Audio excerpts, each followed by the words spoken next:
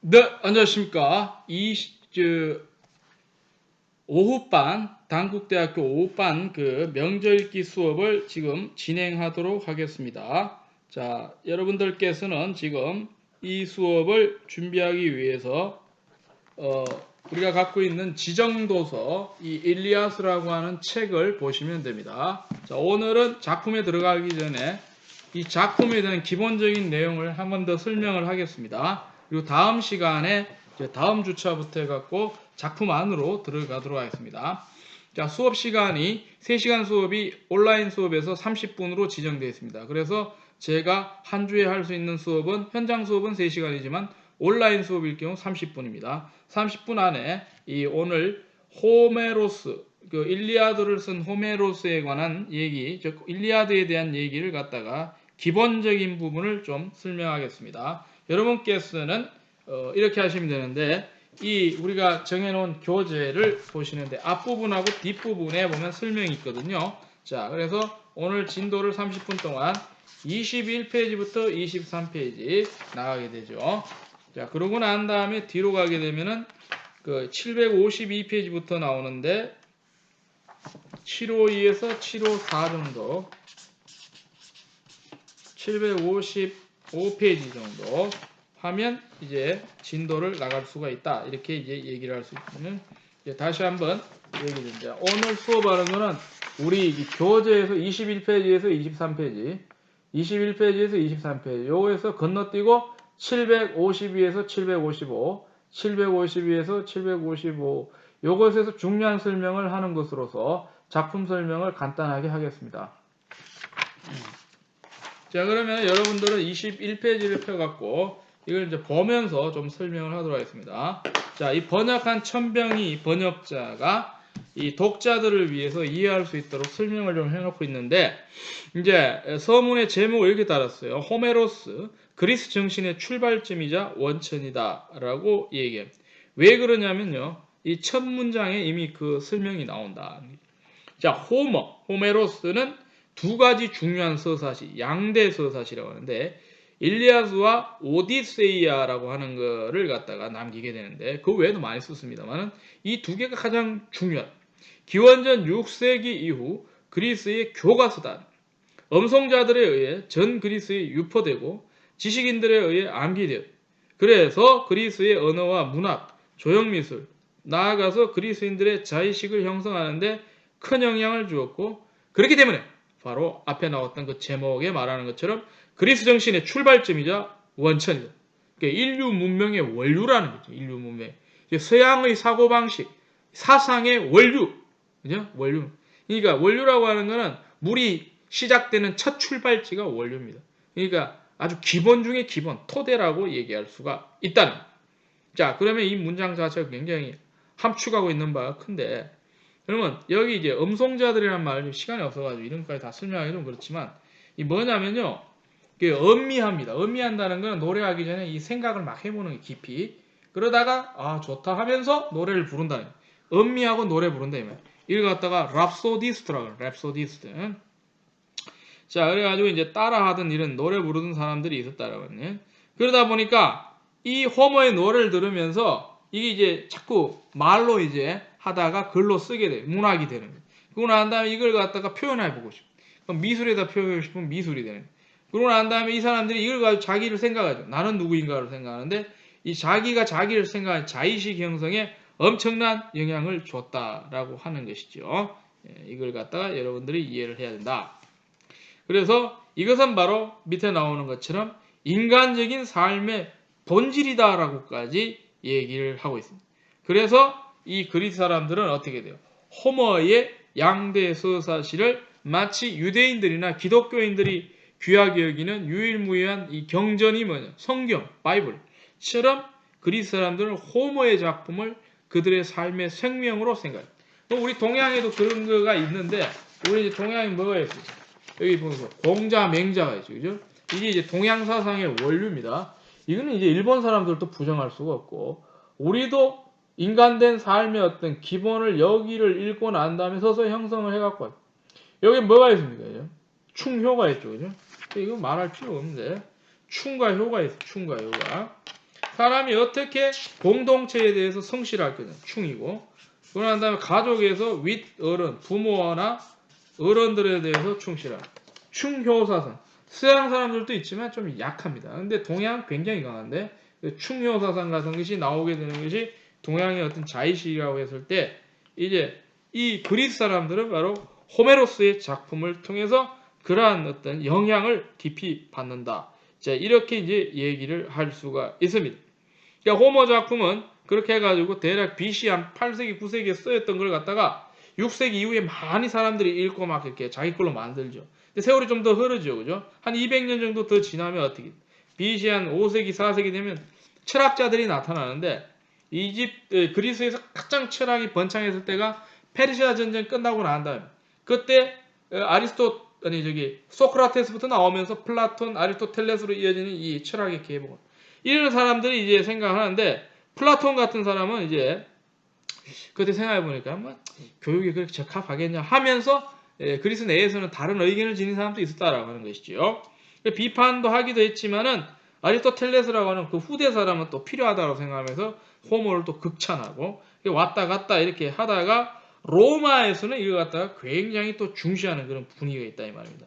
특히 베르길리우스라고 하는 로마의 유명한 이 작가가 있네요. 이 사람이 로마가 어떻게 만들어졌는지를 썼던 게 뭐냐면 로마 건국에 관한 서사시가 있거든요. 이걸 뭐냐면은 21페이지 보면 아이네이스라 그래가지고 여기 나오거든요. 여기 21페이지. 그래서 이걸 갖다 건국 서사시라 그러는데 이것도 뭘 본땄냐면 바로 호모의 작품 일리아드와 오디세이를 갖다가 보고서 이제 구상이 됐다라고 합니다. 영향력이 굉장히 크다라고. 그러니까 중세에 들어와서도 그죠. 호모가 완전히 잊혀진 건 아니고 점진적으로 소개되다가 서서히 잊혀져 갔던 거죠. 세월이 많이 흐르니까 잊혀져 갔다라고 하는데 그러나 언제 이제 또 변화가 일어나느냐? 잘 알다시피 인류사의 큰 전환점이라고 하는 게 뭐냐면 인간의 삶에 대해서 다시 고찰하게 됐던 시기, 즉 중세적인 사고방식에서 넘어갔던 근대적인 사고방식, 인간 자신을 갖다가 의미 있게 바라봤던 운동이 바로 르네상스라고 해요. 르네상스는 문예 부흥이라고 할 수도 있는데 이 르네상스기에는 옛날에 잊혀진 것을 다시 복구하는 훈련이 일어나요. 르네상스를 해야 돼요. 여러분들 르네상스를 알아야 돼요. 문예 부흥이 일어나네. 르네상스는 프랑스인데 뭐예요? 다시 일어난다. 부흥이라면 부흥. 리바이벌이라고 할 수 있는데 이 르네상스가 일어났을 때 호모의 가치가 다시 제고돼. 이 고대에 중요했던 그리스 사상의 원류 호모를 다시 한번 우리가 회복시키자 하면서 열심히 연구를 하게 된다 하는 것이지요. 그래가지고 그때 이제 많이 일어났던 게 뭐냐면 우리가 이제 르네상스 하면 주로 이 사람부터 나오는데 단테가 만들었던 신곡 같은 게 있죠, 그죠? 그러고 난 다음에 이제 또 수많은 인문주의자들이 많이 나타나게 되죠. 인문주의자들 얘기까지 다 하면 이제 얘기가 조금 다른 데로 가기 때문에 어쨌든 이 1400년대, 1300년대 우리로 치면 고려 말 조선 초쯤 되는 이 시기에 유럽에 일어났던 문예부흥의 르네상스 시기에 이 호모가 다시 조명을 받게 된다라고 하는 걸 갖다가 이제 생각을 하게 되면 된다 이 말입니다. 그리고 이제 세월이 또 지납니다. 막 지나는데 이제 19세기로 넘어요. 19세기는 언제냐? 1800년대. 그러니까 지금부터 대략 200년 전으로 해가지고 우리나라로 치면 어때? 정조대왕이 1800년에 죽게 되죠. 그리고 지금까지 몇 년 지나요? 1800년에 죽었으니까 정확히 220년 지나요. 200. 지금까지 우리나라가 그 이후로 안정이 안 되고 굉장히 여러분 안정됐다고 생각할 수도 있는데 정치적으로 보면 시끄럽게 한량이었는데 이 리더십이 있는 사람이 마지막으로 리더십을 붙잡았던 게 정조. 그래서 이 정조가 이제 1800년에 죽고 난 다음 우리나라가 지금까지 220년 지났는데 이후에 무슨 일이 일어나냐면은 문예사조에서 그죠? 문예사조인데 어떤 문예냐면 이제 독일 문학이라고 하는 문예사조에서 이제 큰 변화가 일어나는데 여러분 잘 아시는 괴테라는 사람을 축으로 해서 질풍노도의 문학이 일어난다는 거죠. 질풍노도 많이 들어봤죠? 저는 이제 질풍노도를 언제 들어봤냐면 이제 고등학교 다닐 때 윤리 시간에 청소년은 무슨 시기냐? 질풍노도의 시기다. 이렇게 얘기를 해요. 질풍노도. 자, 질풍노도라고 하는 거는 말할 필요가 있겠습니까? 한국말인데 여러분들 대략적으로 이해를 할 거라고 생각해야 되는데 바람하고 예, 파도란 말입니다. 예, 바람이 몰아치고 파도가 몰아친다. 이게 질풍노도예요. 질풍노도. 슈톰 운드랑이라고 그래서 질풍노도다. 청소년들은 어떻게 됩니까? 감정이 뜨거워서 성남 파도처럼 몰려오는 청소년들이 꿈을 안고 사는 청소년들이고 성남 파도처럼 몰려오는 이 질풍노도의 시기가 이제 독일에서 청소년들이 썼다는 게 아니고 이런 질풍노도와 같은 문학이 있었는데 이 문학을 주로 이끌고 갔던 독일 작가가 있는데 괴테가 있고 헤르드가 있고 레싱이라는 사람이 있는데 이 사람들이 이제 뭐냐면은 자기들의 어떤 신념에서 봤을 때는 호모 같은 사람이 굉장히 중요하다라고 하는 그런 걸 갖다가 이제 보여줬던 그런 시기가 있어서 호모가 다시 한번 조명을 받게 된다. 이렇게 이제 우리가 얘기를 할 수가 있습니다. 자, 그러면 호모가 왜 대단하냐? 시간이 없어가지고 그죠? 우리가 이제 뭐 깊이 있게 말하는 것보다 나중에 작품을 보면 알 수 있으니까 여기 22페이지 밑에서 여섯 번째를 보면 이 독창성이라고 하는 말이 나오는데 여섯 번째가 아니고 이제 하나, 둘, 셋, 넷, 다섯, 여섯, 일곱, 여덟 번째를 보면 이런 게 있어요. 호메로스의 독창성이라는 거예요. 독창성이 뭐냐면 고유한 겁니다. 남에게 보일 수 없고 자기만 갖고 이게 이제 독창적인 거 아닙니까? 독창적인 거. 자, 미리 써놨습니다. 여기 보세요. 오리지널리 독창성이 오리지널. 오리지널리티가 있어요. 오리지널 독창성. 우리가 뭐든지 작품 하나 쓰는데 옛날에 나온 거 너무 비슷하고 그냥 글자만 바꿔놨다. 그럼 독창성이 하나도 없는 거예요. 아이디어 같은 게 새로워야 돼. 그러니까 창작이라고 하는 게 뭡니까? 새로운 걸 내는 게 창작이지 무조건 만든다고 창작이 아니죠. 그죠? 창작은 새롭게 만들어내는 창조하는 거예요. 그래서 이 독창성이라는 게 굉장히 뛰어난 것이거든요. 그러면 여기 이제 읽어보면 이런 말이 나오는데 그러한 그 독창성이라고 하는 것은 전통을 주어진 그대로 엮어 나가는 것이 아니라 특정한 주제에 맞춰서 어느 한 부분이 빠지거나 자리 바꿈할 경우 전체가 무너질 만큼 꼭 필요한 부분을 골라 적절히 배열하는 플롯이 이 읽어보면 그게 느껴지는데 구성이 그죠? 엉성한 것 같은 데도 보면은 탄탄하게 절대로 그 흐름을 무너뜨리지 않고 붙잡고 나아가는 것입니다. 여러분들 나중에 이제 대하소설 같은 거 한번 읽어보십시오. 대하소설이라는 보통 이제 소설 하나 치면 우리 지금 200페이지, 300페이지 하나 치면 이것도 장편이라고 그러는데 이거 10배, 100배 되는 게 뭐냐면 대하소설이거든요.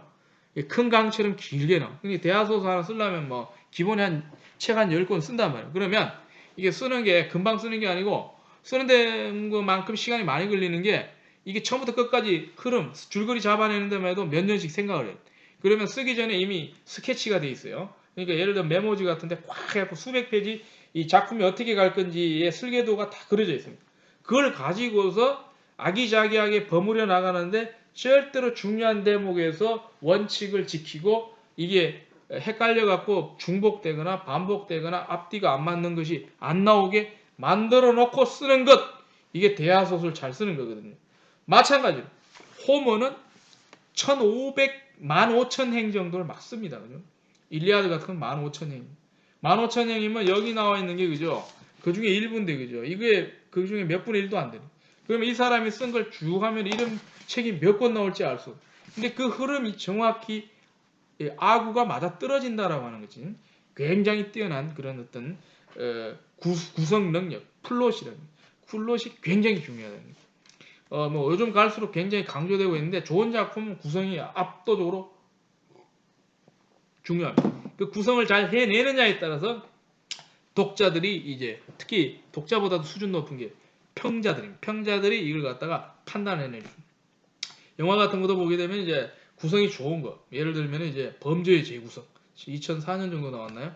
이게 막 액자 구성처럼 앞뒤가 정확히 자로 잰 듯이 맞아떨어집니다. 물론 너무 그리 맞아떨어져도 좀 재미가 없습니다만은 이게 엉성한 영화도 엄청나게 많아.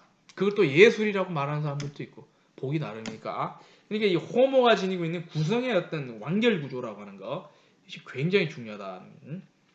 자, 그래서 이 완벽한 플롯이라고 하는 것이 굉장히 중요하다고 하는 것이죠.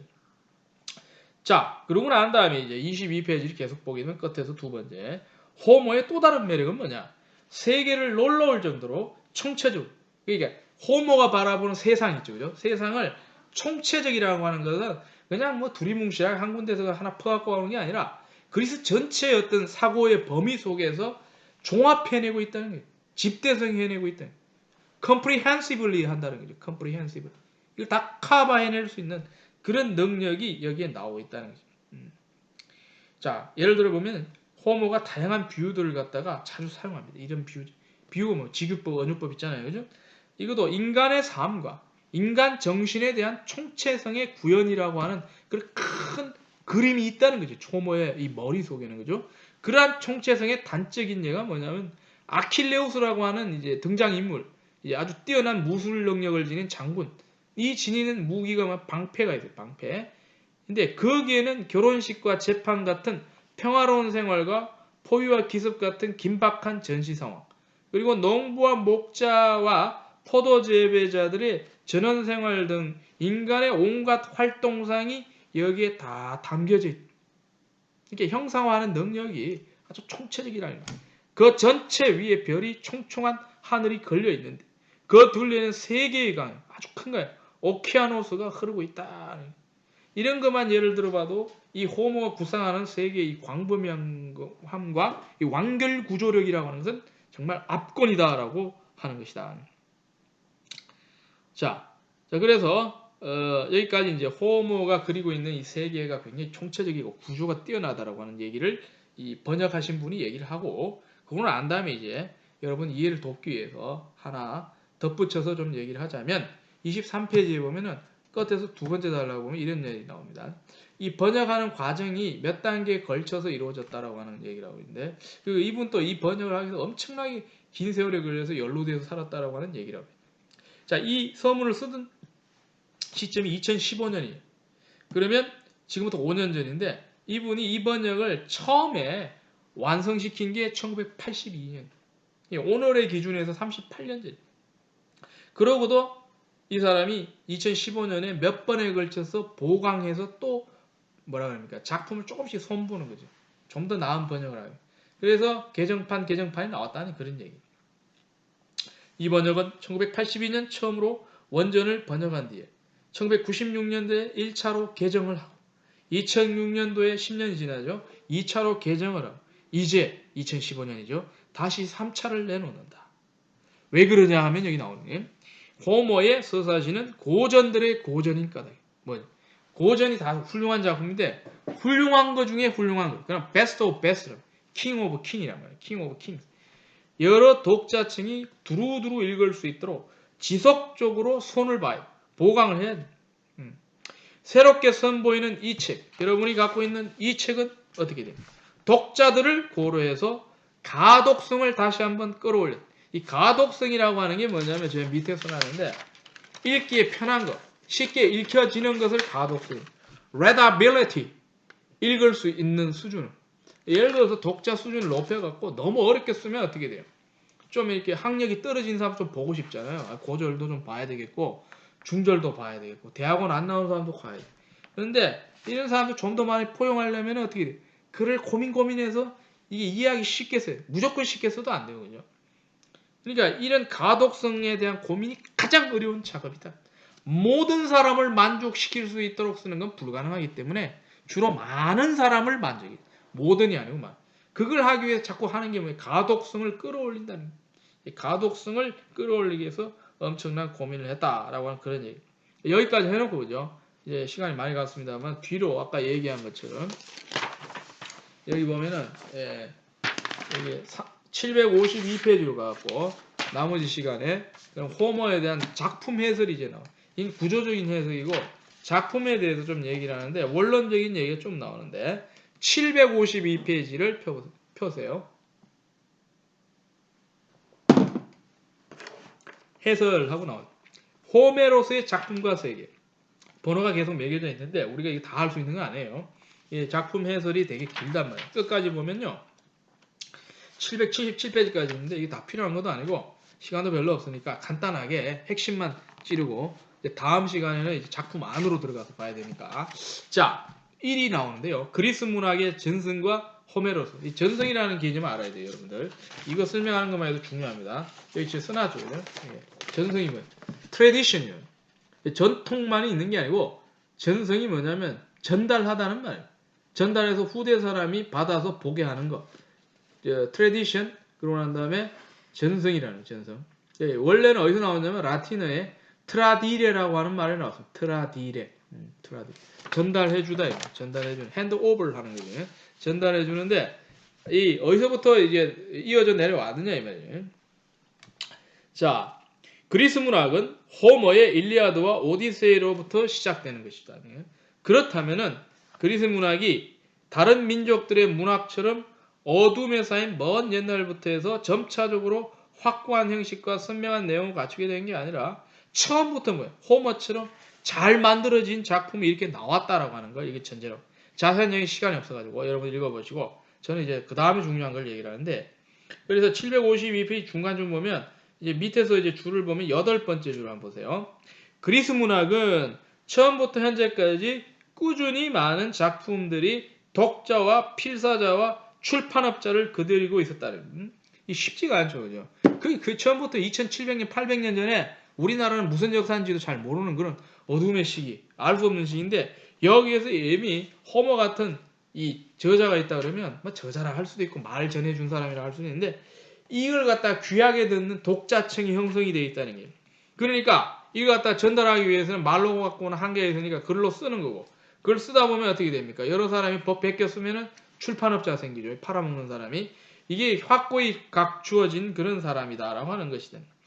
여기서 하고 싶은 말은 뭐냐면 이 번역한 사람이 하고 싶은 말이 이것이 바로 이 그리스 문학 작품에 대한 독자들의 지속적 관심이 굉장히 중요하다는 거예요. 이게 얼마나 중요해요. 예전에 제가 기억이 나는데 말이죠. 이게 약간 지나가는 얘기인데 수업이 너무 이게 정신없이 흘러가는 것 같아서 시간이 없지만 제가 한마디만 하겠습니다. 웃자고 하는 얘기지만 예, 지금부터 한 10년 정도, 7, 8년 정도인데 FC 바르셀로나라고 하는 축구팀 여러분 아시죠? 그죠? 리오넬 메시를 필두로 해서 그 당시만 해도 세계 최고가 다 몰린 그런 구단이에요.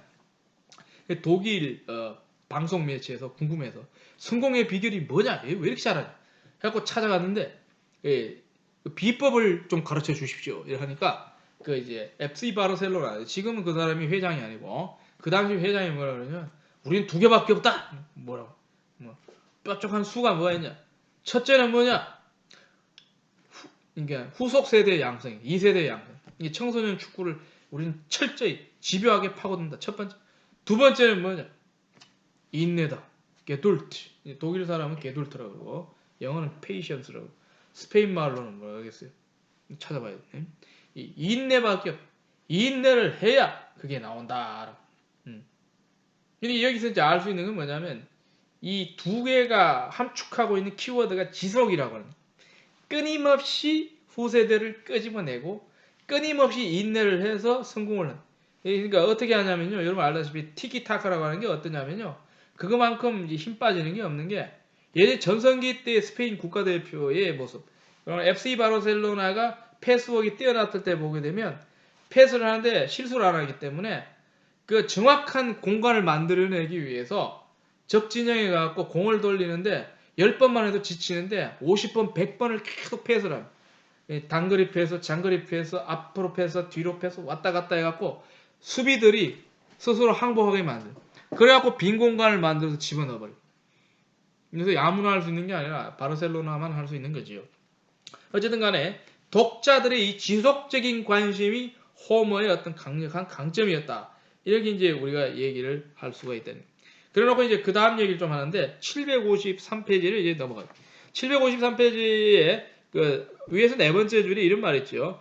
뭔가 그리스 문학에 큰 변화가 일어나는 계기가 하나 있었는데 이거는 여러분 상식적으로 알아야 돼요. 지금부터 100년 전이라니까 2015년에 번역자가 이 작품을 쓴 때부터 한 100년 전이니까 20세기 초 정도 된 아니면 19세기 말 때 고고학 발굴이 일어나는데 이집트 지역에 엄청난 양의 파피루스로 된 텍스트가 나와요. 파피루스는 종이가 아니고 종이가 없던 시절에 종이 기능을 했던 우리나라 같으면 갈대 같은 데다가 이걸 쭉 펴가지고 그 위에다 먹물로 글자를 씁니다. 이집트 나일강에서 이 서식하는 이 파피루스.